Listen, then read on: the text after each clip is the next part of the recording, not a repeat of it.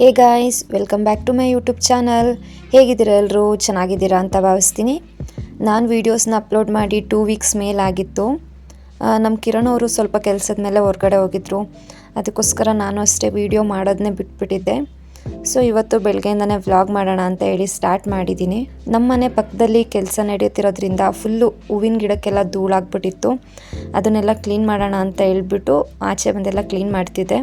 ಹಾಗೆ ನಿಧಿ ಕೊಟ್ಟು ಕಳಿಸಿದ ರೋಸ್ ಗಿಡದಲ್ಲಿ ತುಂಬ ಚೆನ್ನಾಗಿ ಹೂ ಬಿಟ್ಟಿದೆ. ನಿಮಗೆ ವಿಡಿಯೋದಲ್ಲಿ ತೋರಿಸ್ತಿದ್ದೀನಿ ನೋಡಿ. ಫುಲ್ ಹೂವಿನ ಗಿಡ ಎಲ್ಲ ಕ್ಲೀನ್ ಮಾಡಿದ್ದಾದಮೇಲೆ ಸ್ವಲ್ಪ ಹೊರಗಡೆ ಹೋಗಬೇಕಿತ್ತು.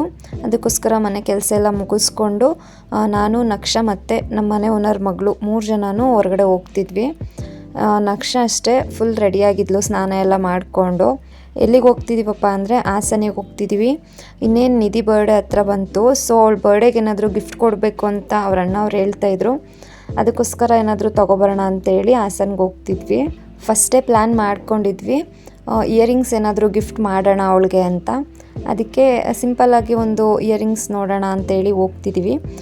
ನಾವಿವಾಗಷ್ಟೇ ಬಸ್ ಸ್ಟಾಪಿಗೆ ಬಂದ್ವಿ. ಇವತ್ತು ಸಿಕ್ಕಾಬಟ್ಟೆ ಬಸ್ಗಳೆಲ್ಲ ರಶ್ ಇತ್ತು. ನಕ್ಷನ ಎತ್ಕೊಂಡು ಹಿಂಸೆ ಆಗುತ್ತೆ ಅಂದ್ಬಿಟ್ಟು ಒಂದು 2-3 ಬಸ್ ಬಿಟ್ವಿ. ಸಿಕ್ಕಾಬಟ್ಟೆ ರಶ್ ಇತ್ತು ಅಂತ ವೆಯ್ಟ್ ಮಾಡ್ತಾಯಿದ್ದೀವಿ ಬಸ್ಸಿಗೆ. ನಕ್ಷಂಗೆ ಸಿಕ್ಕಾಬಟ್ಟೆ ಬೇಬಿ ಏರ್ಸ್ ಬಂದ್ಬಿಟ್ಟಿದೆ. ಅದಕ್ಕೋಸ್ಕರ ಎಲ್ಲ ಕಣ್ಣಿಗೆ ಕೂದಲು ಬಂದ್ಬಿಡುತ್ತೆ ಅಂದ್ಬಿಟ್ಟು ಚಿಕ್ಕದಾಗಿ ಒಂದು ಜುಟ್ಟು ಹಾಕಿದ್ದೆ. ಆ ಜುಟ್ಟು ಹಾಕಿದ್ಕೋದಕ್ಕೂ ಕ್ಯೂಟಾಗಿ ಕಾಣಿಸ್ತಿದ್ಲು. ಬಸ್ ಬಂದ ತಕ್ಷಣ ಬಸ್ಗೆ ಹತ್ಕೊಂಡ್ವಿ. ಅದರಲ್ಲೂ ಬ್ಯಾಕ್ ಸೀಟಲ್ಲಿ ನಮಗೆ ಸೀಟ್ ಸಿಕ್ತು. ಫುಲ್ ಹಿಂದೆ ಕೂತಿರೋದ್ಕೋದಕ್ಕೂ ಫುಲ್ ಕುಲುಕ್ತಾ ಇತ್ತಲ್ಲ, ಅದಕ್ಕೆ ಸುತ್ತ ನೋಡ್ತಾ ಇದ್ಲೋಳು ಗಾಬರಿಯಿಂದ. ಇವಾಗಂತೂ ನಮಗೆಲ್ಲ ಫ್ರೀ ಬಸ್ ಆಗಿರೋದ್ರಿಂದ ಪಾಪುನ ಎತ್ಕೊಂಡಿದ್ರು ಸೀಟ್ ಕೊಡಲ್ಲ. ಏಜ್ ಆಗಿರೋರು ನಿಂತ್ಕೊಂಡ್ರು ಅಷ್ಟೇ ಸೀಟ್ ಕೊಡಲ್ಲ.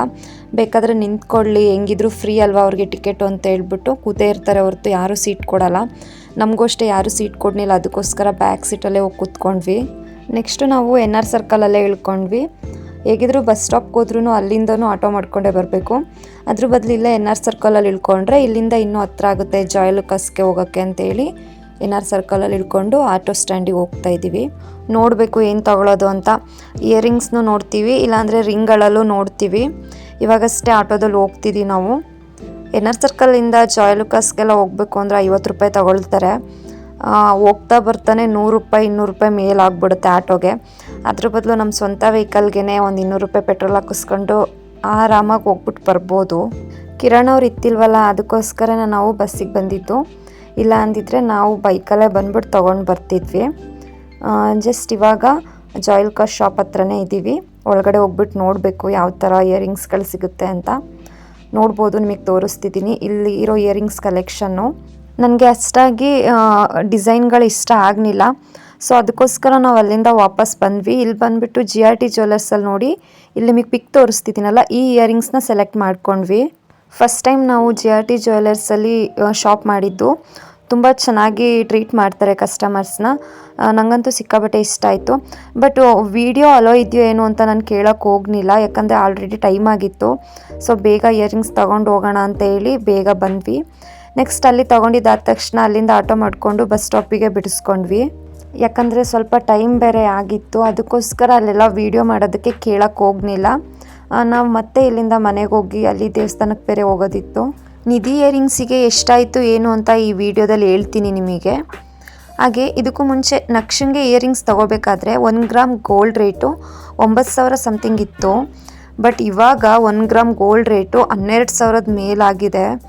ಬರ್ತಾ ಬರ್ತಾ ಗೋಲ್ಡ್ ರೇಟ್ ಮಾತ್ರ ಸಿಕ್ಕಾಬಟ್ಟೆ ಜಾಸ್ತಿ ಆಗ್ತಿದೆ. ಇದೇ ಥರ ರೇಟ್ ಆಗ್ತಾ ಹೋದರೆ ಮುಂದೆ ನಿಜವಾಗ್ಲೂ ಗೋಲ್ಡ್ ತಗೊಳಕ್ಕಾಗುತ್ತಾ ಅಂತ ಆಶ್ಚರ್ಯ ಆಗುತ್ತೆ, ಅಷ್ಟು ರೇಟ್ ಆಗಿದೆ.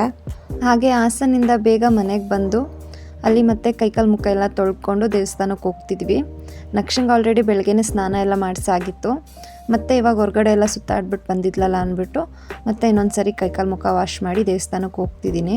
ನಮ್ಮ ಮನೆಯಿಂದ ಸ್ವಲ್ಪ ಹತ್ರದಲ್ಲೇ ಶನೇಶ್ವರ ದೇವಸ್ಥಾನ ಇದೆ. ಅಲ್ಲಿ ನಾನು ಪ್ರತಿ ಶನಿವಾರ ಹೋಗಿ ಎಳ್ಬತ್ತಿ ಹಚ್ತೀನಿ ಅಂತೇಳಿ ಬೇಡ್ಕೊಂಡಿದ್ದೆ. ಸೊ ಇವತ್ತು ಶನಿವಾರ ಆಗಿರೋದ್ರಿಂದ ಮನೆಯಲ್ಲಿ ಪೂಜೆ ಎಲ್ಲ ಮುಗಿಸ್ಕೊಂಡು ದೇವಸ್ಥಾನಕ್ಕೆ ಹೋಗ್ತಿದ್ದೀನಿ. ನೋಡಿ, ನನ್ನ ಮಗಳು ಹಾಯ್ ಮಾಡ್ತಿದ್ದಾಳೆ ವ್ಲಾಗ್ ಸ್ಟಾರ್ಟ್ ಮಾಡಿರೋದಕ್ಕೆ. ನಾನು ಏನೋ ಒಂದು ವಿಷಯಕ್ಕೆ ಒಳ್ಳೇದಾಗಬೇಕು ಅಂತ ಕೇಳಿಕೊಂಡು ಶನಿದೇವ್ರ ದೇವಸ್ಥಾನಕ್ಕೆ ಬಂದು ಪ್ರತಿ ಶನಿವಾರ ಎಳ್ಬತ್ತಿ ಹಚ್ತೀನಿ ಅಂತ ಹೇಳಿ ಬೇಡ್ಕೊಂಡಿದ್ದೀನಿ. ಸೊ ಅದಕ್ಕೋಸ್ಕರ ಮಿಸ್ ಮಾಡ್ದಲ್ಲೇ ಹೋಗಿ ಎಳ್ಬತ್ತಿ ಹಚ್ತೀನಿ. ಶನಿವಾರ ಬೆಳಗ್ಗೆನೇ ಬಂದರೆ ಇನ್ನೂ ಚೆನ್ನಾಗಿರುತ್ತೆ, ಪೂಜೆ ಎಲ್ಲ ಆಗ್ತಿರುತ್ತೆ. ಬಟ್ ಬೆಳಗ್ಗೆ ಎದ್ದ ತಕ್ಷಣವೇ ಬರೋದಕ್ಕಾಗಲ್ವಲ್ಲ ಪಾಪನೆಲ್ಲ ಕರ್ಕೊಂಡು. ಅದಕ್ಕೆ ನಾನು ನನ್ನ ಕೆಲಸ ಎಲ್ಲ ಮುಗಿಸ್ಕೊಂಡು ಸಂಜೆ ಹಂಗೆ ಬರೋದು ಯಾವಾಗ್ಲೂ. ನೋಡಿ ಇವಾಗಷ್ಟೇ ದೇವಸ್ಥಾನದ ಹತ್ರಕ್ಕೆ ಬಂದುಬಿಟ್ಟು ಕಾಲಿಗೆ ನೀರು ಹಾಕ್ಕೊಂಡು ಒಳಗಡೆ ಹೋಗ್ತಿದ್ದೀವಿ. ಬೆಳಗ್ಗೆ ಅಂತೂ ಬಂದರೆ ತುಂಬ ಜನ ಇರ್ತಾರೆ ದೇವಸ್ಥಾನದಲ್ಲಿ. ಫಸ್ಟ್ ಇಲ್ಲಿ ದೇವಸ್ಥಾನಕ್ಕೆ ಬಂದ ತಕ್ಷಣವೇ ನಾನು ಎಳ್ಬತ್ತಿ ಹಚ್ಚಿದೆ. ನೋಡಿ ಚೆನ್ನಾಗಿ ಎಳ್ಬತ್ತಿ ಹತ್ತುತ್ತಿದೆ. ನೆಕ್ಸ್ಟು ಎಳ್ಬತ್ತಿ ಹಚ್ಚಾದ ತಕ್ಷಣವೇ ದೇವಸ್ಥಾನದೊಳಗೆ ಹೋಗ್ತೀವಿ. ಈ ಶನೇಶ್ವರನಿಗೆ ಎಳ್ಬತ್ತಿ ಅಂದರೆ ತುಂಬ ಇಷ್ಟ ಅಂತ ಹೇಳ್ತಾರೆ. ಎಳ್ಬತ್ತಿ ಹಚ್ಬಿಟ್ಟು ನಾವು ಮನಸ್ಸಲ್ಲಿ ಏನೋ ಒಂದು ಒಳ್ಳೇದನ್ನ ಕೇಳ್ಕೊಂಡ್ರೆ ಅದನ್ನು ನಿಜವಾಗ್ಲೂ ನೆರವೇರಿಸ್ತೆ ಅಂತ ಹೇಳಿ ನಂಬ್ತಾರೆ. ಸೊ ನಾನು ಅದನ್ನು ನಂಬ್ತೀನಿ. ಅದಕ್ಕೋಸ್ಕರನೇ ನಾನು ಪ್ರತಿ ಶನಿವಾರ ಬಂದ್ಬಿಟ್ಟು ಎಳ್ಬತ್ತಿ ಹಚ್ಚೋದು ಇಲ್ಲಿ. ಮಾಮಿ ಕೈ ಮುಗಿಯಪ್ಪ, ಕೈ ಮುಗಿಯಪ್ಪ ಮಾಮಿಗೆ. ಕೈ ಮುಗಿಯೋದು ಹಿಂಗೆ ಮಾಮಿಗೆ.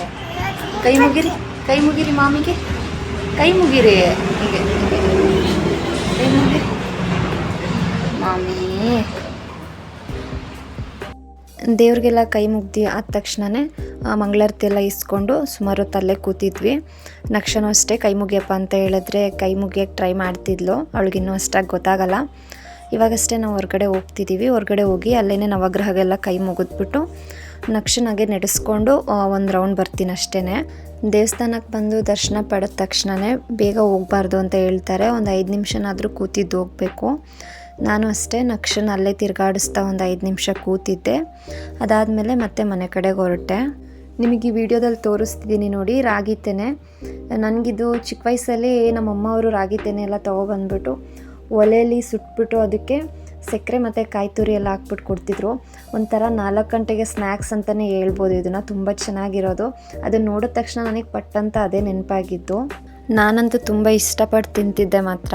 ದೇವಸ್ಥಾನದಿಂದ ಬಂದ ತಕ್ಷಣವೇ ನಕ್ಷನ ಹಾಗೆ ವಾಕ್ ಮಾಡಿಸ್ತಾ ಆಟ ಆಡಿಸ್ತಿದ್ದೆ. ನಮ್ಮದು ಮನೆ ಒಂದು ಸ್ವಲ್ಪ ಪುಟ್ಟು ಮನೆ ಆಗಿರೋದ್ರಿಂದ ಅವಳಿಗೆ ಆಟ ಆಡಿಕೊಂಡು ನಡೆಯೋದಕ್ಕೆ ಜಾಗ ಸಾಕಾಗಲಿಲ್ಲ. ಸೊ ಹಾಗಾಗಿ ಅವಳು ನಡೆದಿದ್ದು ತುಂಬ ನಿಧಾನ. ಇವಾಗ ನಡೆಯೋದನ್ನ ಕಲಿತಿದ್ದಾಳೆ ಅವಳು. ಹಾಗೆ ನಾನು ಇವತ್ತು ಈ ಥರ ಸಿಂಪಲ್ಲಾಗಿ ಪೂಜೆನೂ ಮಾಡಿದ್ದೆ. ಇದಾಗಿತ್ತು ಇವತ್ತಿನ ನನ್ನ ವ್ಲಾಗ್. ಈ ವ್ಲಾಗ್ ಇಷ್ಟ ಆದರೆ ಪ್ಲೀಸ್ ಒಂದು ಲೈಕ್ ಮಾಡಿ. ಹಾಗೆ ನಮ್ಮ ಚಾನಲ್ನ ಇನ್ನೂ ಯಾರೆಲ್ಲ ಸಬ್ಸ್ಕ್ರೈಬ್ ಮಾಡಿಲ್ವೋ ಪ್ಲೀಸ್ ಹೋಗಿ ಸಬ್ಸ್ಕ್ರೈಬ್ ಮಾಡ್ಕೊಳ್ಳಿ. ಇದೇ ಥರ ಒಳ್ಳೊಳ್ಳೆ ವೀಡಿಯೋಸ್ನ ಅಪ್ಲೋಡ್ ಮಾಡ್ತಿರ್ತೀನಿ. ಪ್ಲೀಸ್ ನಮ್ಮ ಚಾನಲ್ಗೂ ಸಪೋರ್ಟ್ ಮಾಡಿ. Thank you.